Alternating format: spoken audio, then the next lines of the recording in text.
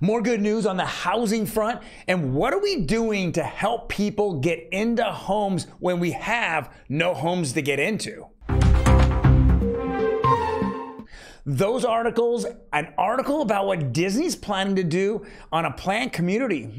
Very interesting. Next on Real Estate Daily. Welcome everyone. My name is Troy, and every day we go over the latest news in real estate, mortgage, and the housing market. Now, before we jump into that, do me a favor, hit that subscribe button. Boom, boom. Now, if you're a first-time home buyer, we went over the Dreamer program all week. I'm telling you, it's one of the best programs. It's 20% down. It's 0% interest on it. They're going to give you down payment assistance. Now, with that being said, there's a lot of you out there that have definitely signed up for it, are going through the classes, and I suggest below, grab my home buyer's guide. Helps you through that whole process. I know a lot of you have anxiety over it and you don't know what is going to happen next and what's next. There's not a lot of really good realtors out there, and they're just going to kind of shove you into a box when you're a square peg. Doesn't make any sense, and this will ease your mind on the process. So let's jump right into it. Los Angeles Times this morning said, looking to buy a home this spring? Good luck. There's not much out there. No inventory, guys. I keep saying that over and over. No inventory. I'm beating my head against my wall or even against this desk. Everything that the media says, they're picking out little specks here and there about the negativity in the housing market. You keep hearing influencers talk about, oh, the housing market's crashing is one of the many things that are negatively impacting the interest rates that are going up by the Fed. It is all not true. We are seeing the numbers continue to show us, the real numbers, the overall numbers showing that there is no inventory. If there's no inventory, of course sales are down. Of course there's less going into escrow. Of course there's less mortgage applications. Of course there are. Don't look at certain details of this and not look at the bigger picture. Here's the LA Times. About time we're starting to see national media and even local media here give us the real news. Now, you're out there and you're saying, I want to go and Troy, there's big issues out there. The home prices are outrageous. I don't want to live in my mom's basement, or I don't want to live with my parents anymore. What can we do? Well, there's a lot of stuff going out there about ADUs. That is alternative dwelling units or additional dwelling units. You can put this on lot sizes. Now, the state of California about 4 years ago, have passed that you can add an ADU to your property. Now, each city typically has their own guidelines, setbacks. You can't be up against another house because of fire codes. But a lot more people are looking at these additional dwelling units. Here is one that we're seeing here that they built. Many people are building these now. You're adding more space. You're adding, maybe if you can get plumbing and electrical and gas back there, then you could actually add a studio or a one bedroom in the back of a lot of homes. Now, the lot sizes need to be, at least about 4,500 to 5,000 square feet minimum, and bigger. So we're just seeing these happen. The state has already approved it because we're having that housing crisis. Of course, the housing crisis is there's not enough houses for people, and this is one way to alleviate it. We're continuing to see. Here's LA Times article about it as well.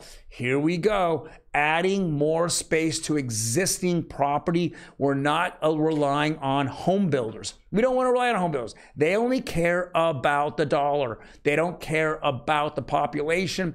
Adding ADUs cares about the population. I can go rent that back unit. I can turn around and then have, some of my grandparent or granny unit, in the past it's called a granny unit, have, in-laws or parents live back there, have brothers, sisters, whatever. But this can actually help at least a little bit subside the crisis of not having enough properties.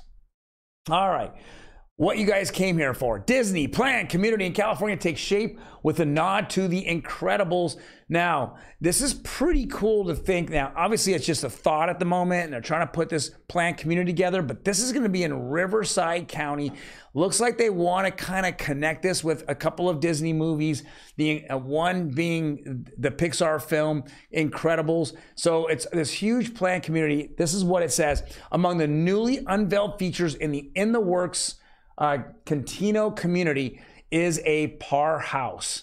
a gathering space inspired in name, design, and decor by the mid-century style home of the superhero family in Disney and Pixar film Incredibles 2. Along with the main entertainment room featuring an indoor-outdoor rock fireplace, the Parr House will include an art studio, kitchen, dining room, boardroom. So this is kind of like a planned community. They're looking at 24 acres of land that they want to build. Obviously, we're seeing this big kind of lake pool area here.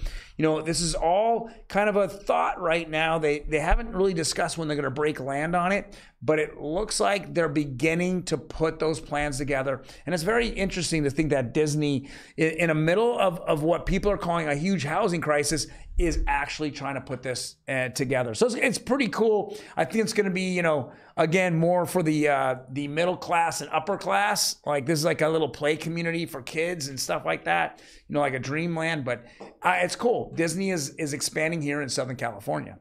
Now let's jump into the rates. As I predicted, every day the rates have gone down this week, and I continue to predict it. I think somewhere, you know, in the next week or so, we're going to be bouncing off a 6% flat. So let's go look at it. We went down 5 basis points on 30-year conforming to 6.22. FHA kind of went flat, so we're back, but we're literally at 6.20. And then we saw, again, another big dive on the 15-year conforming, but the 30-year jumbo went down 6 basis points.